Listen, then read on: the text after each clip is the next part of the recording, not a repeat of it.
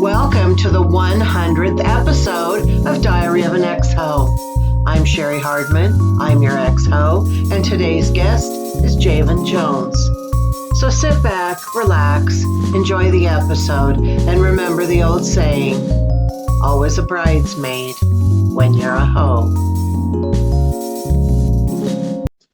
Okay, so my name is Javann Jones. I am originally from Alabama, but I moved to Seattle in 2015, and I've been in Seattle for about 10 years. My sexual orientation, I am pansexual, genderqueer. It means that I'm not attached to anything from a gender standpoint, though I guess I present masc. And I'm pansexual, which means I'm attracted to pretty much everything and everyone. And also found out, I think I'd probably be down for aliens, but that's a whole nother statement. And I am currently, so I'm polyamorous. So I am taken multiple times. But I guess, like, if we're looking for my status as far as availability, I mean, like, there's some, but I am also in my car because I'm with a partner right now at an event. So, I mean, like, there's not a lot of availability. Right. It'll sound like Yeah. the only limitation really is time. Time and energy, yeah. I do date a lot of people, but saturation, like polysaturation is a thing that like polyamorous people talk about all the time. And it's really hard to explain it to someone who's monogamous, except for like most monogamous people feel saturated pretty much with one person. So you find your one person and they may not be like everything you want, but they're enough. And that's all, like they're as much as you have time and energy to devote to. Polysaturation is similar to that, except with just more people. So after a certain point, it's like I acknowledge that like I don't have the time or the energy to chase anymore or spend time with another person. But also like I feel like the amount of time that people take is not as great as people would think, especially if we're all not monogamous. Like it works out really well for all polyamorous that you won't need as much time for me as, and I don't need as much time as I would if I were monogamous. So yeah, that's the short answer of my status. Okay. Okay. Yeah, you just taught me something. I get that. I understand. All right. So now what we do is we do a marry, shag, kill. But I always try to orient it to the person, but I just don't know you well enough. So you kind of have a generic one. So let me go grab it. Okay.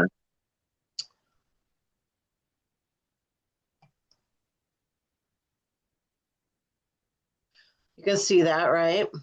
Yeah, I can see marry, shag, kill. Okay. So there's going to be three people on the screen. You're going to marry one. You're going to shag one. You're going to kill one. Okay. I Googled most liked celebrities. Okay. And this is what I got. Most loved, excuse me. Taylor Swift, Dwayne The Rock Johnson, Beyonce. Who are you going to marry? Who are you going to kill? I'm going to marry Beyonce because the culture. I'm also going to kill Taylor Swift for the same reason. And I would shag The Rock. Okay. I've actually never been with someone my size. Like The Rock is, I think 6'5", I'm 6'6". I've never actually been with someone my size. So that's kind of like, I would totally, just for the experience. All right. Good answer. Stop sharing now. Okay. So are your parents together or were they when you were growing up? Yes and yes. My parents are still together. They have been together for like, I want to say 46 or 47 years, maybe 50. Married the entire time I've been alive. Happily, I guess. I don't know. I was raised a Jehovah's Witness, but not my entire family is. So my father's a Jehovah's Witness and my mother is not.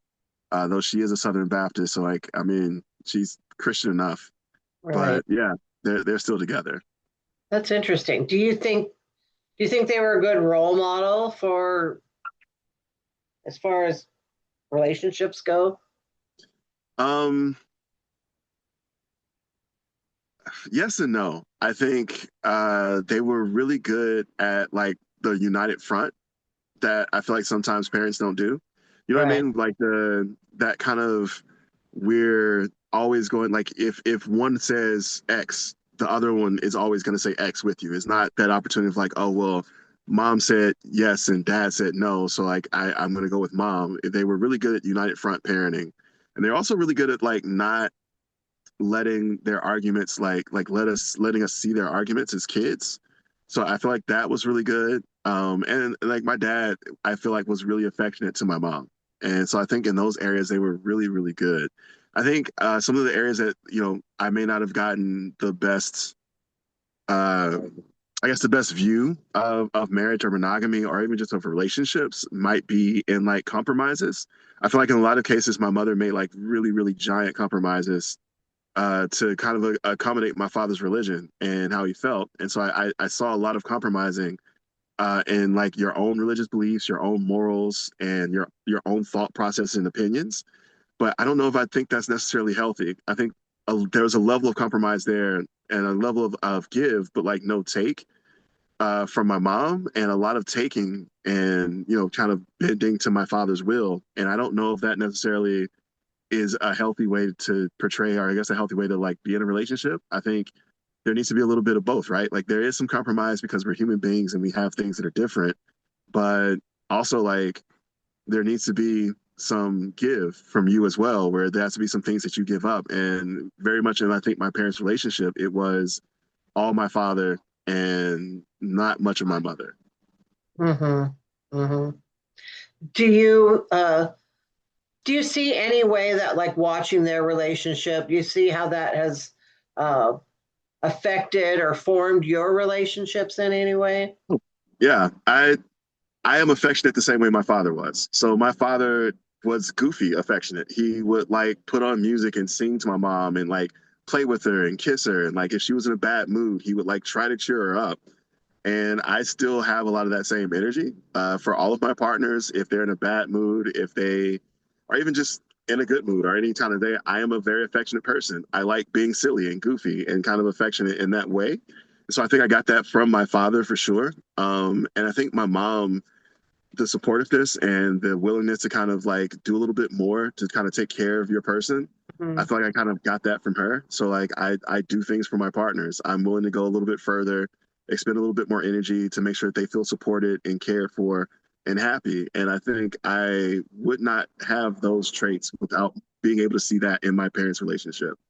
On the flip side of that, I feel like sometimes how I act in arguments and in many cases, in some relationships, I've gotten better about this, but I earlier in my life was very demanding, where I 100% would uh, not give or compromise because I kind of thought that was the way things were supposed to be. I think as I've gotten older, I've realized that's not healthy. And I mean, therapy. Mm-hmm. Therapy's great, isn't it? That's amazing.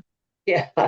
Um, okay, so we're gonna go back to like when you were a kid, and I want to ask you about what I call your sexual awakening, like when you first realized, wait, there's something going on in this world that I didn't know about, whether you just observed something or noticed changes in yourself. Can you tell me a little bit about that? Yeah. Um, Actually, I tell a story about this on stage occasionally. And I've only done it once or twice, but my first kiss, I was really young. I don't like to say the age because it feels weird, but I was pretty young. I guess like for the sake of the question, uh, in the kindergarten to first grade range. And I remember really distinctly pretending with a friend that like we were acting out something that we'd seen like on Disney with like Daffy and Donald, except my friend is a boy and I'm a boy. And so like we were ironically in a closet and I kissed him. And I remember at the time liking it and like really liking the kiss. And like even the dynamics of it, that kind of romantic aspect of it, because like I'm being Donald, you're being Daisy. It's like it's not just making out in the closet. It's like this is a person I really do love and I care for and I'm expressing it. And it was the first time I think I'd ever done that. And not for nothing, it was with someone with the same gender as mine. And I think I was really kind of torn about that for a long time because you don't see a lot of, especially like I was born in '82. So I didn't see a lot of representation of like gay love or queer love or anything outside of just man, woman, straight love. So I didn't see a lot of that. And so I didn't know how to feel about it. And I remember like years go by and then I kiss a girl and remember being like really excited about kissing a girl and then going back to like the one friend that I kissed at like back then and being like, well, do you remember that time? Because I was hoping they'd be like, yeah, and I kind of want to try it again. And then we would make out, and I would get to experience making out with like both a girl and a boy and see if I like it at this point. But their Right. reaction was the opposite. They were like angry and got mad at me. I was like, don't bring it Uh, up again. And I ended up kind of like really going hardcore closeted at that point because I was like, well, this person I cared about is mad at me because of how I expressed my care for them. And on top of that, I'm in a Christian religion that is already kind of saying, and to be fair, this is probably the motivation for him as well, right? We're in an oppressive religion that's telling us that the way we feel, mhm. is particularly about other people who share the same gender as us, it's sinful and wrong, and we shouldn't do it. And so it did put me in a place where for a long time, I had never really explored anything regarding that part of my sexuality, even though I knew it was there. Mm, right. I get that. And you're so interesting. You're very Thank insightful. you. I appreciate that. Yeah. Did you have any celebrity crushes like back then?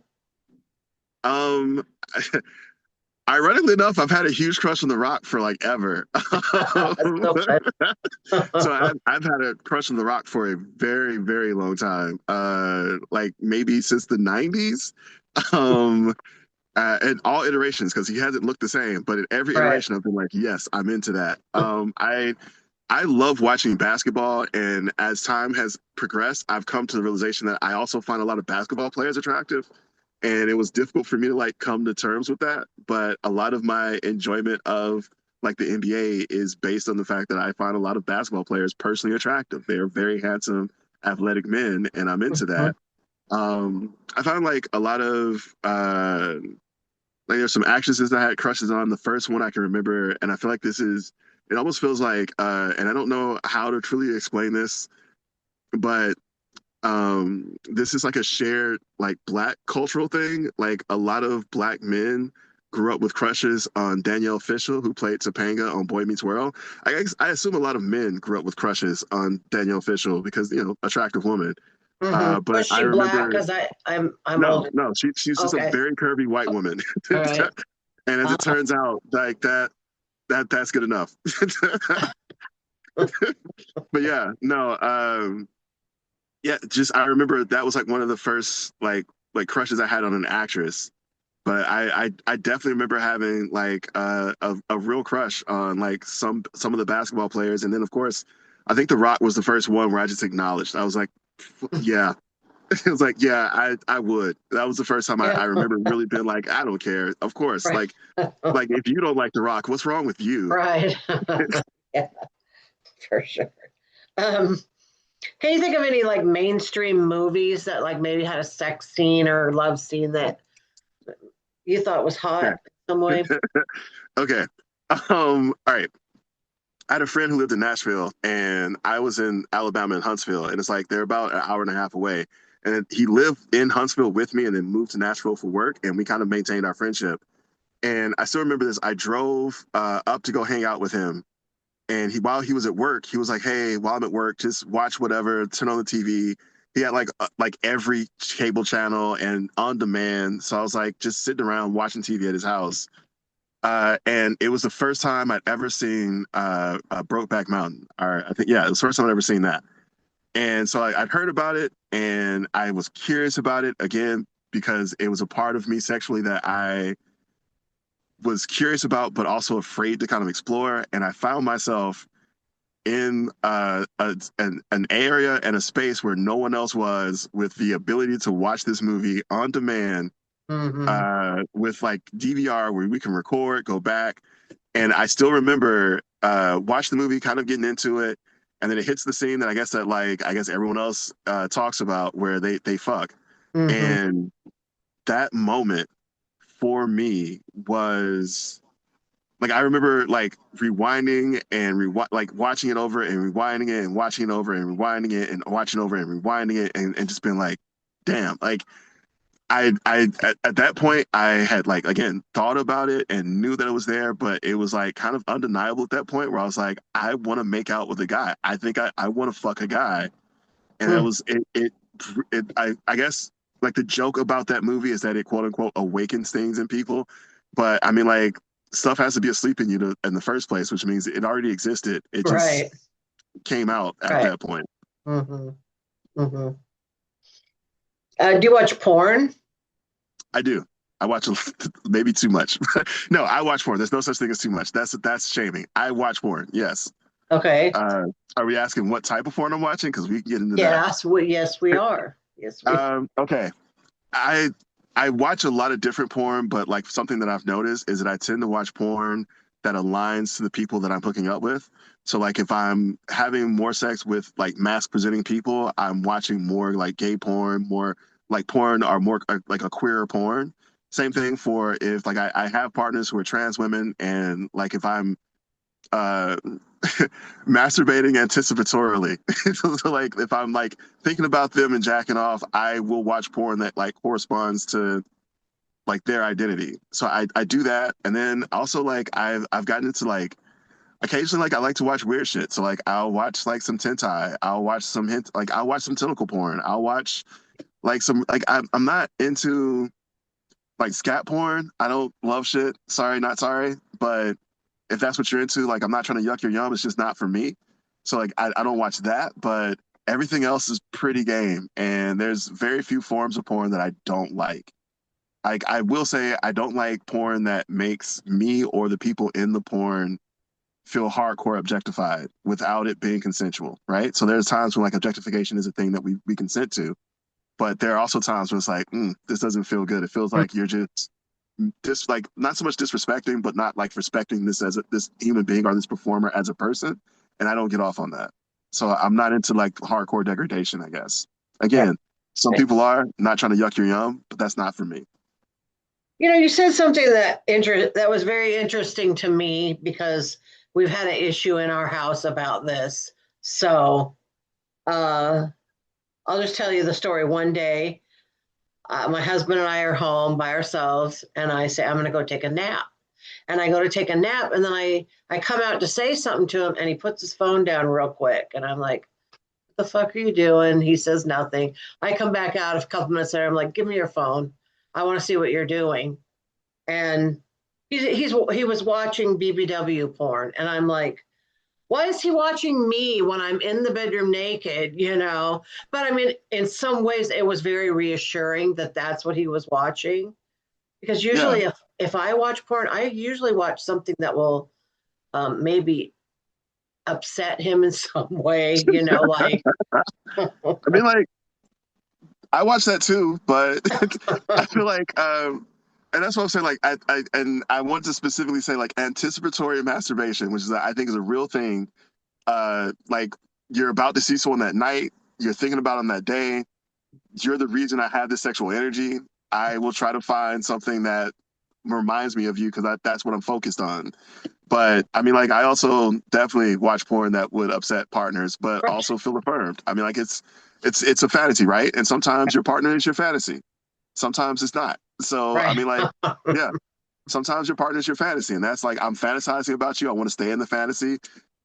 Usually, if you're here, I want to include you in it. But sometimes it's like, well, maybe you're tired, you're napping. I don't want to like disturb you. So like, I want you, but I also maybe it's not available. So I'm fantasizing about the person that I'm also with. I think that's healthy. My therapist would say it was healthy.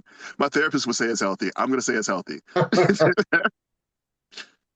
uh, um, have you have you experienced anything negative from watching porn?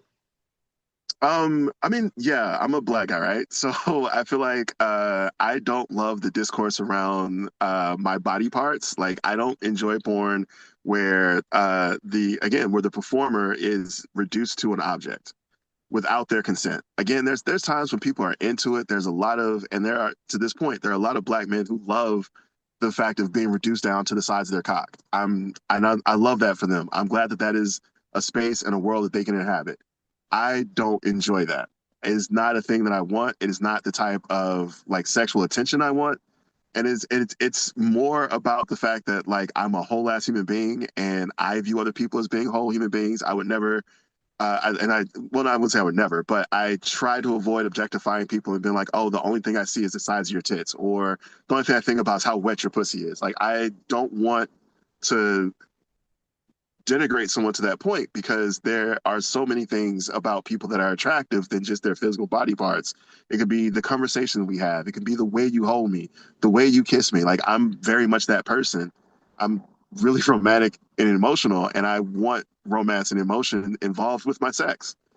And I mean, I get it. For some people, they need the disconnect, and I understand the value of that. It's just not my jam. So that's typically what turns me off on sex, and what, especially for porn, what turns me off and what feels negative to me is once we start to like objectify without consent, or I guess like I get that there's like consensual non-consent. I understand that exists. I don't know how I feel about watching it because like consensual non-consent makes sense between two people because of the contract that they had. Unless we're going to show a video of one person being like, here's what I want you to do. I want you to hold me down, pin me down, shove your dick in my mouth.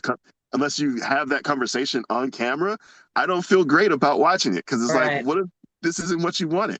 So it's hard for me to watch like a CNC scene. I know it's implied, but I have a hard time watching it. Yeah, I get that. How important is sex to you on a like 1 to 10 scale? It was more important when I was monogamous. um, I think it's like how important is water to you? If you're in a desert, it's like mad important. It's so important. If you're surrounded by drinkable water, it feels less important, right? So like I'm in a point right now where it feels not as important, but it is it's something I want. I definitely have a high libido. I date a lot of different people and I have sex with all of them. So like it's definitely there. But I also date people that I don't explicitly have sex with. So there are people where our time together is just us like cuddling and watching TV and giggling and telling jokes. Like I have people that in my life that's how we express our emotions towards one another. So like I was like I said, it was way more important in a monogamous context. I think now it's important, but it doesn't carry the weight it used to. Okay, so I don't know if we could get into numbers. Like, how often do you have sex now compared to when you were monogamous? Like, times. So it's a little bit unfair because when I was monogamous, I was in like a bit of a dead bedroom situation. So it was like I just was not having sex with my monogamous partner. Right. Now I would say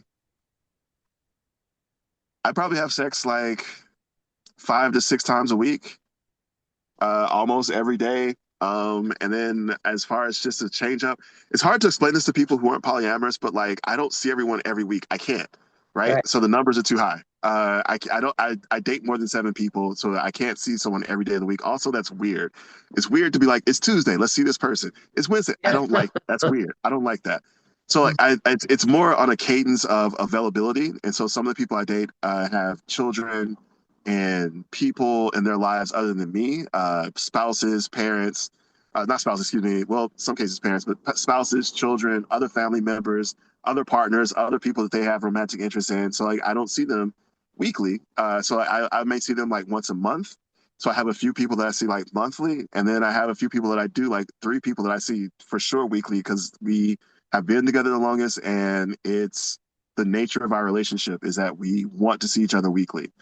And so like that I would say like the number of people I have sex with in a week, like maybe 4 or 5 different people in a week, and 5 to 6, 5 to 7 times a week, sometimes more, sometimes less, just depending upon like rotations and like scheduling.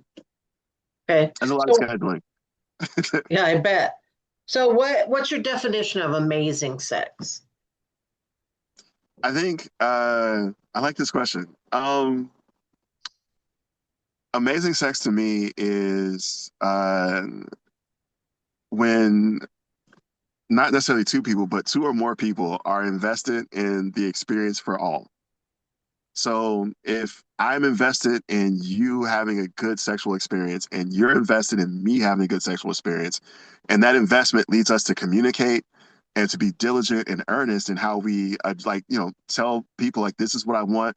Here's what I can do. Is this working for you? Is this what you want? I feel like that desire to have both a good experience for yourself, but to make sure the other person is also having a good experience. I think that's what makes amazing sex. And it doesn't have to be just between two people. It could be a group of people all just like, invested in this is going to be a good experience for all of us. Mhm. And I want to hear if we're in an orgy and you're feeling left out, I want you to feel comfortable enough to speak up because the rest of us will respond to that speaking up and be like, oh, you feel left out? Well, let's solve that problem. And I feel like that's what makes amazing sex. It sometimes like there's like physical things that like line up. There's some people who just like physically fit together with me better because like puzzle pieces. But if you're communicative and you're invested in the other person's sexual pleasure as much as your own, I feel like that makes amazing sex. All right. Let's go get a question off the wheel of dirty questions. Let's go.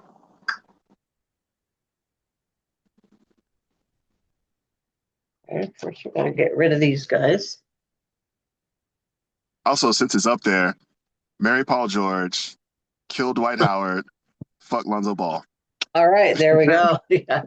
I know that's a leftover one I had from Vanessa Dawn. Let's see. But since it's there, like I it's know. I was I like, do have I was thoughts. just gonna say, like, oh, this would have worked for you too. This also would But work.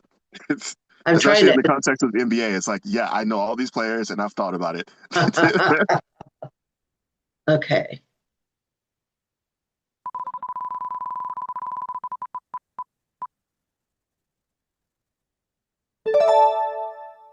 Sex in a car, yes or no? Like, what if one person was in the car and one person was not? That I'm counts. I'm very large. Does that count? I had an encounter where they had an Acura Integra, and this was I was like really young. This is in my 20s. I go to this bar I used to hang out at. That was like a jazz bar. And I used to do this thing where I would pick a bar and then I'd go in on the weekdays. I'd order like $40 worth of drinks and then I'd tip like $60. So then when I came in on the weekends, they would see me and be like, oh, it's Javon. We know you. You just gave us like $100 tip or $60 tip. Free drink, free drink. And so then I would drink free on the weekends. And so one weekday I was seating this bar and I used to call it seating, where you go in, you spend a bunch of money, so you get free drinks on the weekend. I went in, I was seating this bar, and I was there, and there was this random person on the other side who bought me a drink. And it was like this thing that I'd never had happen. I'm like maybe 22. They buy me a drink, and so like I do the thing that I've seen on TV and movies where you take the drink and slide over and be like, hey. And long story short, I found out they're a dance instructor. There's a live band. We end up dancing. Things escalate, and we had like go out to cars after last call. We're making out in the car, and so then she's like, "Fuck me in my Acura Integra." I I try. I can't get in on top of her, so she kind of gets into the car, and then I am outside the car, and for all intents and purposes, it looks like I was fucking the car. Um, and so and things started and it got weird because like I did this thing at the age I was at where I started looking around and stuff instead of paying attention to the sex and asking questions. And she had a bunch of stuff in her back seat, and I was like, "What's going on with that?" She's like, "Oh, I just left my husband tonight," and that kind of ended a lot of the sex for me. I was like, "Nope, I don't feel comfortable doing this. I don't want to fuck you on top of the memories of your broken marriage." Yeah. I just wasn't into it. So like it kind of ended, but yeah, that was my only car like sex attempts. I'm 6'6". It's hard. I Right. drive a Mini Cooper. We're in a Mini Cooper right Uh, now. oh, There's yeah. not a lot of sex in the Mini Cooper. There's not a lot of room in the Mini Cooper. Yeah. Yeah. I had sex in the front seat of a Fiat once, but I was What? much younger and smaller then. So It's flexible at that point too, because it's there's there's no room. quiet as it's kept. That requires a lot of flexibility. Yeah. Just getting in position requires the flexibility too. Like you really gotta. I applaud you. That's work. How's your body image? um, it's better than it has been. I suffer from, I don't maybe I suffer, but like I was told a lot of negative things about my body at a young age, and I internalized a lot of it. So I thankfully, because of therapy and honestly, like after a certain point, and this is going to sound arrogant, and I apologize, but after a certain point, like if you, especially if you're polyamorous and you have enough people who love you, are invested in you, or are telling you how much they love you, it's hard for you to like be like, I hate my body when this person who loves me is constantly telling me how hot they think I am. So it's like difficult to like believe. And also, as a side note, the other thing that really helped is I saw myself in a mirror on a shroom trip.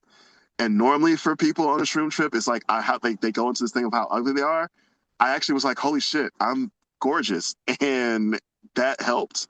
So it's better than it has been. I still kind of struggle sometimes with body image. Like I want to be like this kind of perfect body. And I think when you talk about especially like the mass presenting people that I'm attracted to, I think I want to conform to that a lot. But I have come to terms with the fact that I don't, and that doesn't make me less attractive or less desirable or less worthy. Okay. What's the best compliment you've ever gotten on your naked body? Someone told me I look like a black Thor, and I was like, "Fuck yeah!" That's hot. Yeah. Like that felt great. So that was definitely one of my what top favorite compliments. It's only happened once, but I was like, "Yeah, I'll take that." Do you have any sexual regrets? I mean, not coming out sooner, not kissing more men. I don't know. Um, not really. Not really. I feel like it's all a journey, right? Like I feel like things that I did maybe that like afterwards I was like, I don't know if that was the best experience. I think it was like a learning experience for me where maybe not so much regret, where I don't wish I hadn't done it, but I definitely wouldn't do it again. I think there's some spaces where that exists. Mhm. And that in and of itself, I feel like is just kind of the journey to discovering yourself and your own sexuality, right? So I don't Right. really regret anything I've done. I would do all of it over again with the same amount of knowledge. I just now that like there's some things that I've done that I'm like, okay, now that I know that, I definitely don't need to repeat or like chase that experience down again. Okay. Do you have anything left on your sexual bucket list? Um, the quote unquote devil's threesome. Like I've never been in a threesome with two other guys. Mainly because I'm not verse. I'm a top, and it's not preference. It's I've tried and I don't have the ability, so I'm not topping, and so I really don't top. I don't really bottom. So because of that, like I have some trepidation. I feel like you have to be real versed to be like with two other guys. Mm. So I haven't, but I guess some of it also might be. Sorry, someone passed me with their kid. My windows are down. Sorry, but yeah, that would be something I kind of wanted to get into or at least try. And then I don't know, some of the bigger group sex, like I mean, like numbers wise, I guess I'd be down for that. I wouldn't turn it down. I don't know if it's a bucket list where like I have to do it, but if the opportunity slides my way, I'm not going to be like no. I'm definitely going to at least like take some time to consider it. Okay. What is your host song? Like when you hear it, it kind of wakes up your host spirit. Ooh, it's a ooh. I had to really think about that.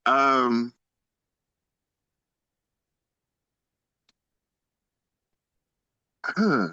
Okay. I would say there's a Saucy Santana song with Flo Milli where literally he's talking about putting Bussy because Saucy Santana is a he. So I'm putting Bussy on a face, and I feel like that might be my whole song. It's and the tagline is your your whole family is a hoe, and I'm like, yeah, that might be that might be my whole song. It does something opens up in me where I'm like, yeah, that makes me feel like hoeing. All right. So what is your Instagram? My Instagram is adjective_J on Instagram. Okay. And this episode is going to come out Wednesday. Okay. So is there anything that you want to promote from when? Yeah. So I'm doing two back-to-back shows in February 21st at Carew Cafe where I'm headlining. I'm doing an hour, both shows, and then I'm recording them and releasing as a special. So one, if you want to come to the show to see the recording, please come. It's probably one of well, I've not done an hour before. I've headlined before, but never for an hour. So it's that, and then also it's probably one of the most vulnerable, most intimate. Like the material is probably the most vulnerable, most intimate material I've done about myself. If you've seen me perform multiple times, you may have seen pieces of it because there are parts that I've kind of developed over time, but it's definitely some of the most vulnerable stuff I've done, and I'm like really excited to share it. I really want to make an hour. Like I've been dreaming about making an hour long special, like recording an hour long special for the longest time. So this is like the fulfillment of something for me, and I have a lot of artistic notes, and as the people who work with me will tell you, uh, there's a standard that I'm trying to hit here that I really, really want to get to, where I want the jokes and the content to be good, but I also want this to be a visually like in fulfilling experience as well. And so I'm really excited about like the creation of that. And yeah, I would say I started it already. I was gonna like try to document it. I'm past documentation point, but if you want to see how that journey goes for me, follow me on Instagram. I'll be doing updates, and then the tickets will go on sale in November for the show, and then the special itself I'll have in November as well. A mailing list where if you just want to sign up for the special, I'm gonna try to release it as free as possible. I'm not Kevin Hart, so I'm not gonna make you pay for my stuff, but I want to try to release it as free as possible. But if you just want to know when it's available, the mailing list will be for that. Okay, that's great. That's exciting. Yeah, Yeah. super excited for that. Then I guess if you're in Pittsburgh, I'm in Pittsburgh in October uh, at the Midwest Queer Festival, and also in New York in October. So I guess look for that stuff too. Oh, fun. Cool. All right. I just want to say to my people, and maybe some of your people, but Saturday night, the 19th, Friday night, the 19th, excuse me, I'll be at Evergreen State Brewing in Tacoma. It's a brand new location. It's on Dock Street. I'm headlining that show. I'm really excited to work with those people, and it's going to be That's gonna fun. be awesome. Yeah. I, So I've seen you headline several times, and I always love it. You're great. thank you. All right. So now we come to the time where you're just going to tell me a story about sex. Okay. Um, I'm trying to think of one that where I can obfuscate people because I want to make sure this has like some consensuality, consent to it. Uh-huh. So um, I think I can tell this story. It's kind of cute. There is a person that I met on Tinder as a hookup, and it's interesting. We met like at April 20th, and so we hook up, and then we just kind of keep hooking up, and we don't really talk about what we are, what's going on, what's happening. And so she hits me up one day, and she's like, "Hey." I am in Birch Bay. I have this penthouse. It has like multiple rooms. Um, Drive up to Birch Bay and basically fuck me. And I was like, yes. So I drive up, I bring shrooms with me. And so for me personally, I have never had sex on shrooms up until this point. And I've never been, it's not for lack of trying. I hadn't been successful. It's like a difficult thing for me to do. I generally struggle. It's something about Like physically, you mean? it's something about like, yeah, I just like physically, it's like, oh, we're trying, I can't get hard, or oh, we're trying, this feels too much stimulation, it's too weird, I don't want to do it. And so it's been those moments. Okay. This night, though, I don't know. There was other drugs that were involved that may have also helped this, but this night, like everything kind of aligns, and we have some of the most amazing, like ridiculous, like incredible sex where. Like the squirting is happening all over the place. She's coming left and right. I come so hard I can barely think straight. And then after everything is said and done, I am kind of like fading in and out because like I just came so hard. I'm just like riding that high. And she like turns to me and she's like, I know I turned to her and I'm so kind of out of it. I think I've told her this once before, but I turn to her and I tell her I love her. And she gets really quiet. And then I realize I haven't said this before. And then she responds, I love you too. She says, I love you too. And I was like, what? She's like, I love YouTube. And then she kind of runs away and then comes back like 5 or 10 minutes later and then admits like what she meant. Obviously, I love you. And it was the first time we'd ever said I love you to each other. It was like really kind of beautiful, but it was also kind of like an amazing sexual experience. Mhm. And if you want to know the type of person I am when it comes to sex, that's it. The sexual experience story I tell is like it ended with me saying I love you, and that is who I am. I am a Cancer, and I am very much a Cancer through Aw, and through. that is so sweet. I didn't really know you were like this. This is like, you're just darling. I appreciate it. I'm really I, glad because, this is my 100th episode. So I'm glad that you're here to celebrate that with me. It's been a same. really great, fun episode. And I think we're good. So Okay, awesome. enjoy the rest of your day. Thank you so much. Thank you. Thank you for having me on. Enjoy the rest of your day. All right, you too. Bye bye. Bye.